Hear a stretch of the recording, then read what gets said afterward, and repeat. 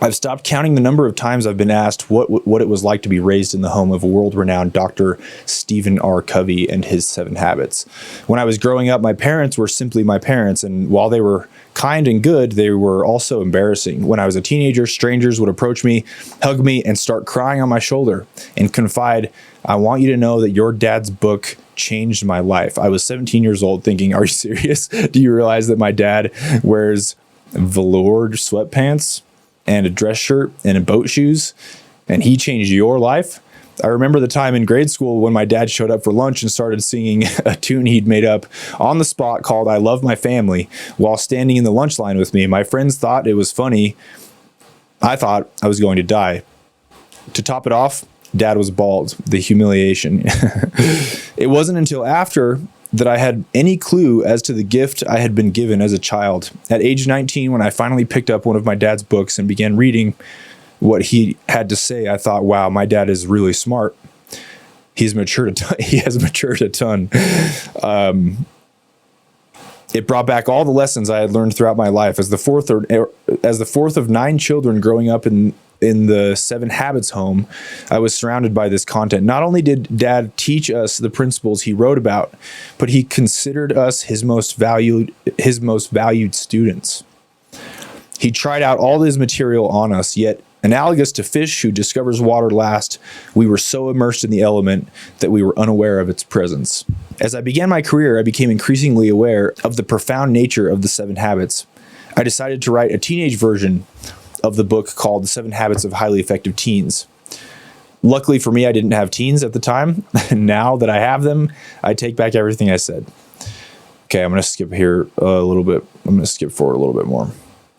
Seeing the influence of the 7 Habits on people's lives, I was inspired to continue sharing this message, publishing and illustrating children's books called The 7 Habits of Happy Kids. As the head of the Innovations Division at Franklin Covey, I also produce workshops, webinars, videos, workbooks on the 7 Habits over a couple of decades. In short, in addition to being raised in the 7 Habits home, I think that perhaps I've worked with, written about, and thought about the 7 Habits more than anyone else in the world except my dad. So when Simon Schuster, the publisher of the 7 Habits of Highly Effective People, asked me to add my insights to a 30th anniversary edition of the book, I was torn. My immediate response was, no way, this book is a masterpiece. Why add anything to it? At this point, it had sold 40 million copies or more. I actually talked to Stephen Covey's grandson, Matthew Brown, who's a good friend of mine, and he told me that before Stephen wrote the 7 Habits of Highly Effective People, people would ask him what his goal was for the book, and he'd said that it's going to sell 20 million copies. It's like, this isn't even a goal. I just know that it's going to happen. And that was crazy at the time. I mean, selling 20 million copies of any book is unheard of. And at this time, at the 30th anniversary edition, it was at 40 million copies sold, which this would have been published when? 2020.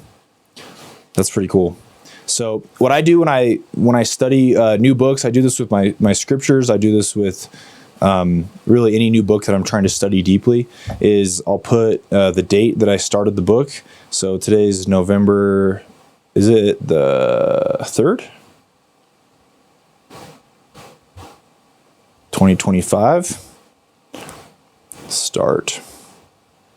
And I don't know, maybe I sign my name on it. So I put the start date when I started this, and then I mark these up pretty crazy. So it just depends on what I'm feeling that day. But the more I work with the 7 Habits, the more I see them as a profound scientific breakthrough in the field of social emotional learning or the behavioral sciences. The 7 Habits are not just another set of 7 this is that, another set of 7 this or that. Rather, I concur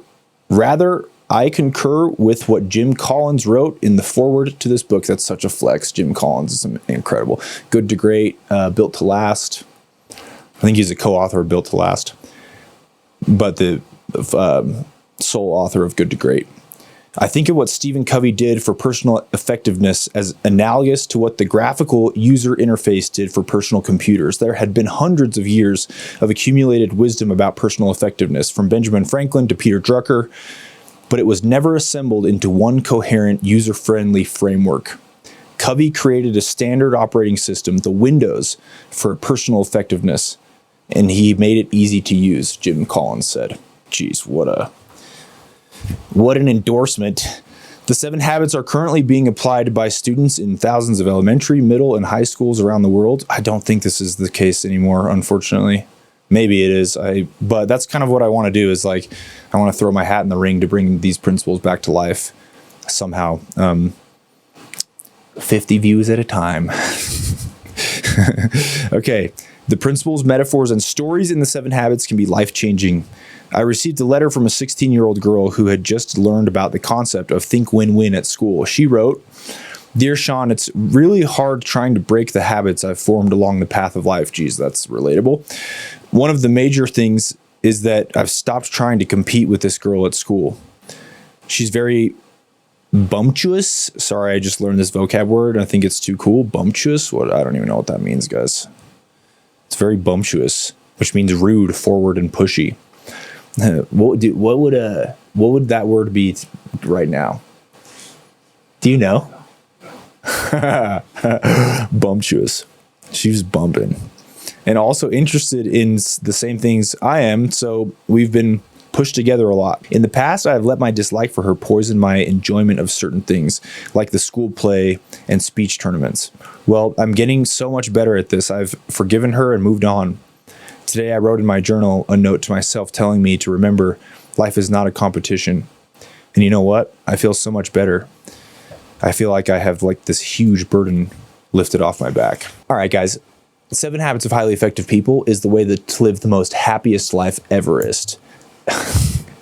If you want to be able to convince anyone to do anything in your life while you live the happiest life ever, then you should take a look at the Confidence Code, which is our sponsor for today's episode.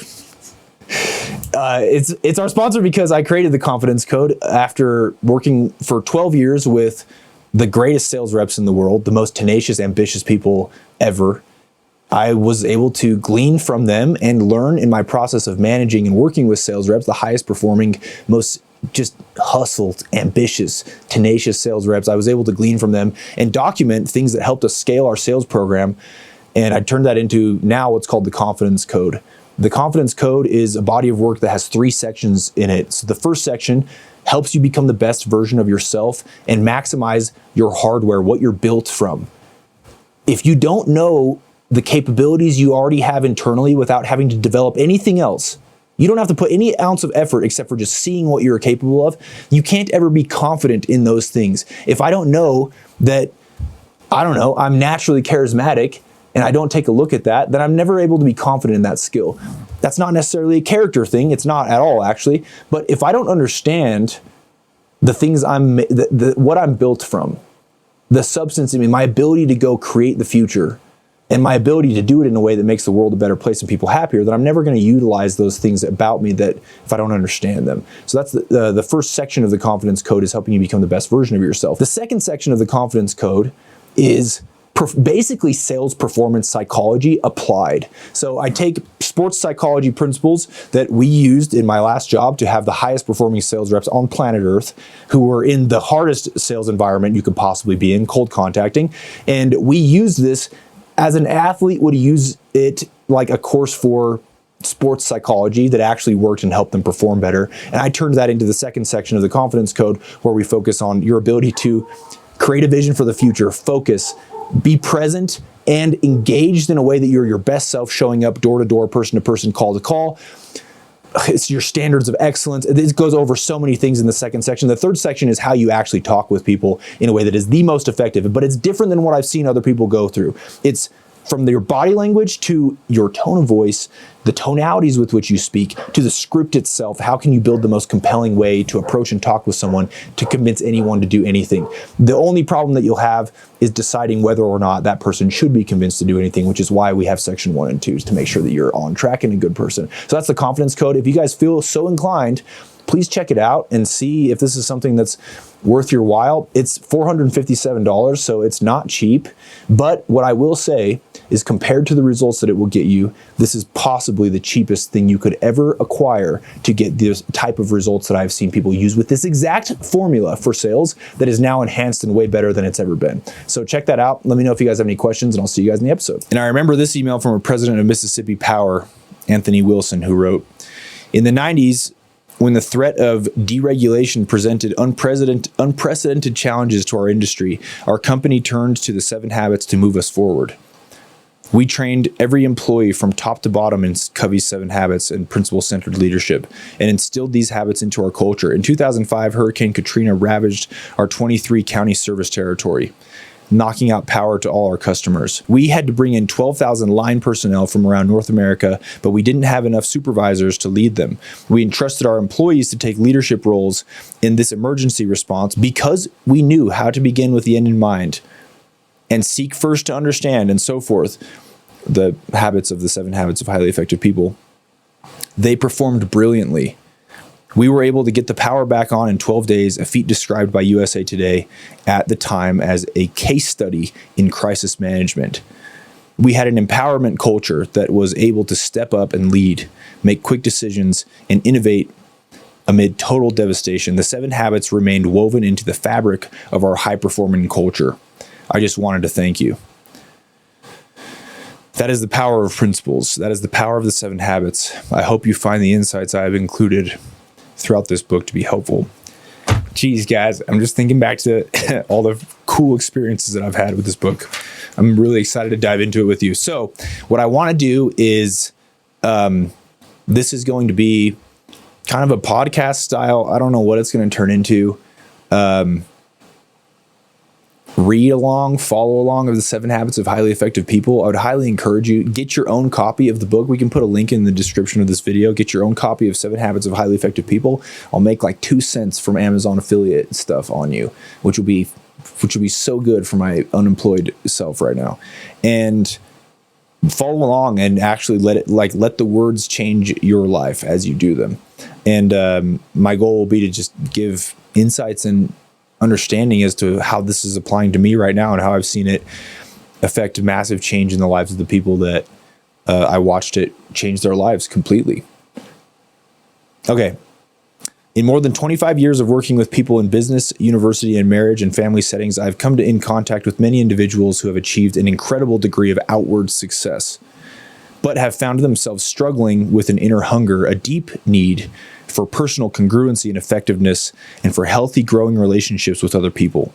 I mean, how many people do you know that, like, 1, aren't successful in any of those things, but 2, have reasonable outward success? They make more money than most people. I don't know what people even consider as success right now.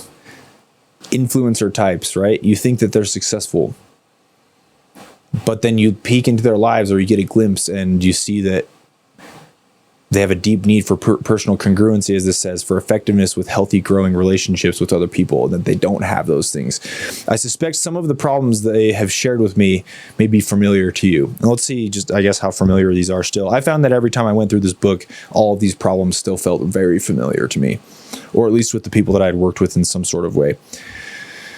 I've set and met my personal career goals and am having tremendous professional success, but it's cost me my personal and family life. I don't know my wife and children anymore. I'm not even sure I know myself and what's really important to me. I've had to ask myself, is it even worth it? I've started a new diet, another person says, for the 5th time this year. I know I'm overweight and I really want to change.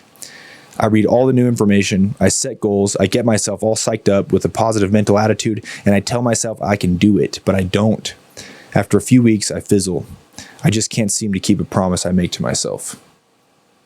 Yeah, how many times do you do that where you're like, today's the day, I'm doing that thing, and then it just never happens? That feels very familiar.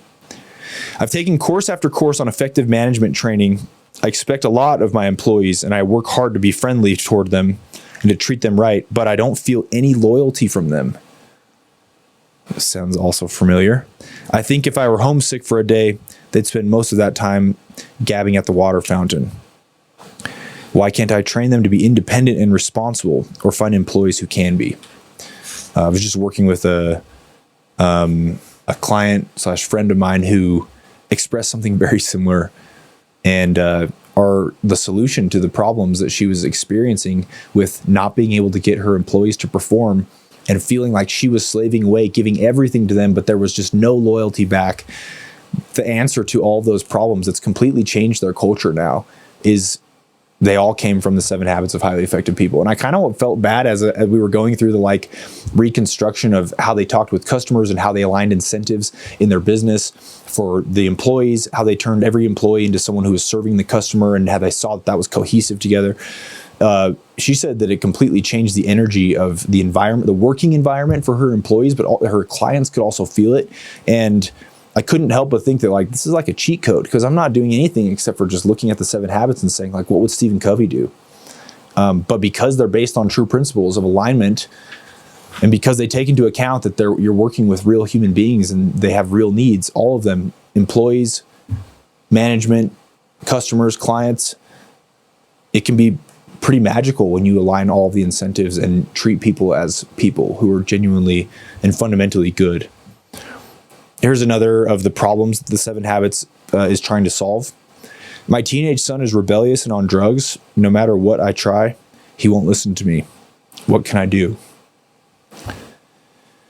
And man, if you don't have that direct problem in your family, I'm sure you know someone who does.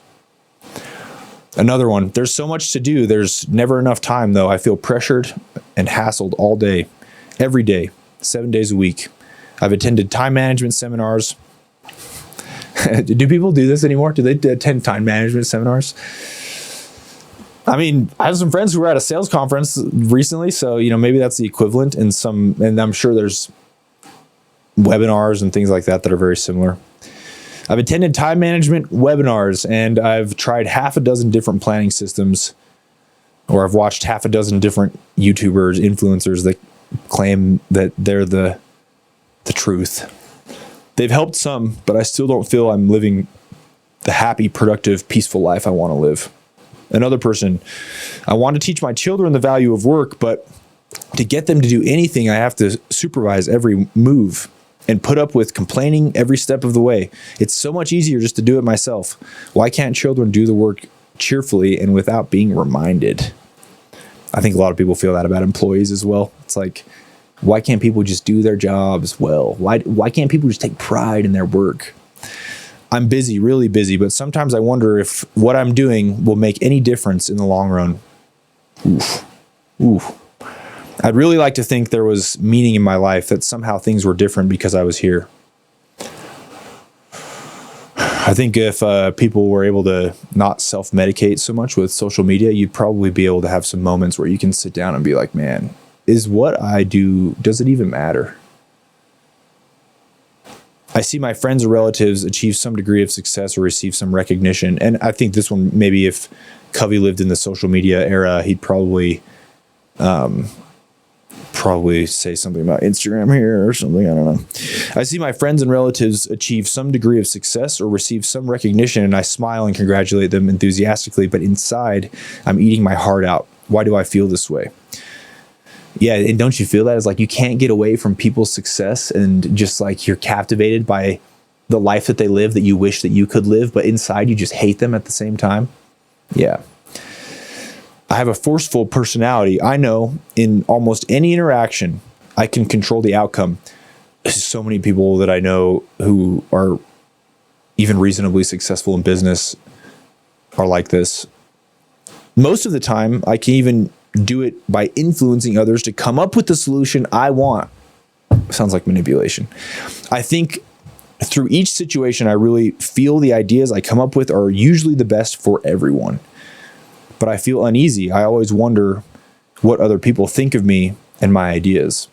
And honestly, that's like usually what happens when you get these types of people who, or when we become the type of person who can just forcibly get your ideas pushed across the finish line all the time, whether you do that manipulatively or whether you force it because you have some leverage in the relationship or in the business.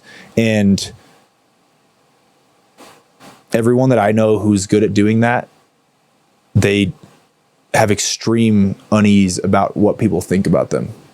They're extremely self-conscious and not very confident deep down, including myself when I've fallen into that rut. The last one that Covey puts here that's kind of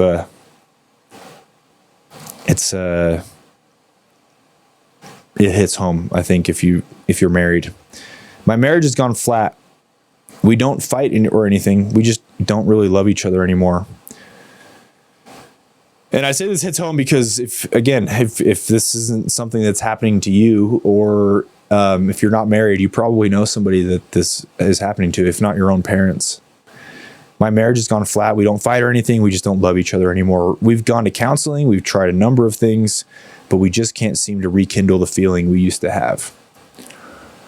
Covey, in a response giving a solution to these problems, says these are deep problems, painful problems, problems that quick fix approaches can't solve.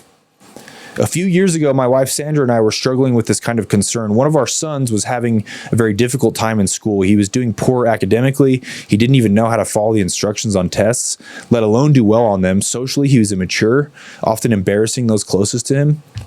You ever know anybody like this where you're just like, I can't be in the same room as that person while they're doing stuff because they're just so socially awkward. You feel like secondhand embarrassment for them. My wife and I talk about this all the time. We're like, one of our dogs, we only have one dog. Our dog Zella, she's wicked smart. And we often will say that she experiences secondhand bops. So like if somebody else gets in trouble, bops, then she feels like she's in trouble. And I feel like that's what happens a lot when you have like an awkward friend. It's like, it's hard to be around them when they're doing like weird, dumb stuff.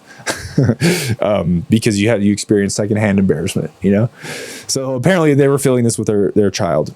He didn't even know how to follow instructions on tests, let alone do well on them. Socially, he was immature, often embarrassing those closest to him. Athletically, he was small, skinny, uncoordinated, swinging his baseball bat, for example, almost before the ball was even pitched. Others would laugh at him. So imagine being the parents of this person. Sandra and I were consumed with the desire to help him. We felt that if success was important in any area of life, it was supremely important in our role as parents. So we worked on our attitudes and our behaviors towards him. Covey's just doing this ultimate setup right here. It's so good. Just let yourself get sucked in, okay?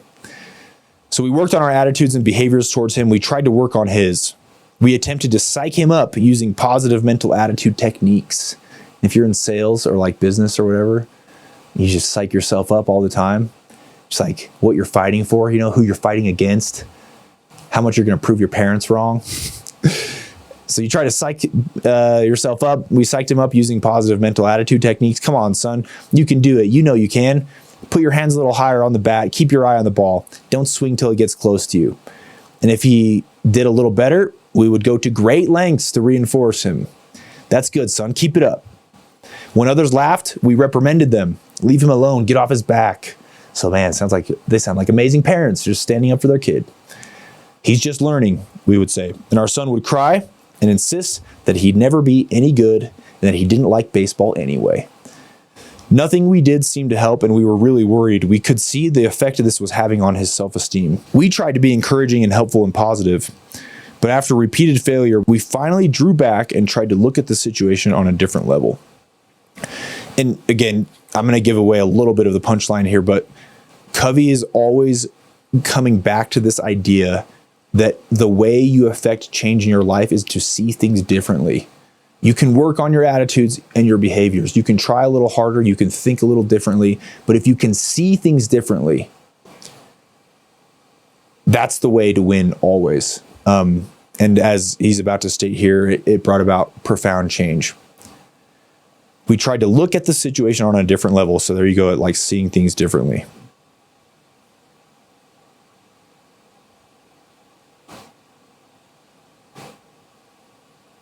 At this time in my professional role, I was involved in leadership development work with various clients throughout the country. In that capacity, I was preparing bi-monthly programs on the subject of communication and perception for IBM's executive development program participants. Covey does this throughout all of his books, where he just throws in, like, we were just casually working with the largest computer company in the entire world at the time, called IBM. We were just casually working with Intel. We were just casually working with Apple, whoever. As I researched and prepared these presentations, I became particularly interested in how perceptions are formed, how you see things, how you see things, the way that that's formed, how they govern the way we see, and how the way we see governs how we behave. So he's interested in this idea of how does our behavior tie back to the way that you see things. This led me to a study of expectancy theory and self-fulfilling prophecies, or the Pygmalion effect, and to a realization of how deeply embedded our perceptions are. It taught me that we must look at the lens through which we see the world, as well as at the world we see, and that the lens itself shapes how we interpret the world. As Sandra and I talked about the concepts I was teaching at IBM and about our own situation, we began to realize that what we were doing to help our son was not in harmony with the way we really saw him. When we honestly examined our deepest feelings, we realized that our perception was that he was basically inadequate, somehow behind. No matter how much we worked on our attitude and our behavior, our efforts were ineffective, because despite our actions and our words, what we really communicated to him was, you aren't capable. You have to be protected. We began to realize that if we wanted to change the situation, we first had to change ourselves. And to change ourselves effectively, we first had to change our perceptions.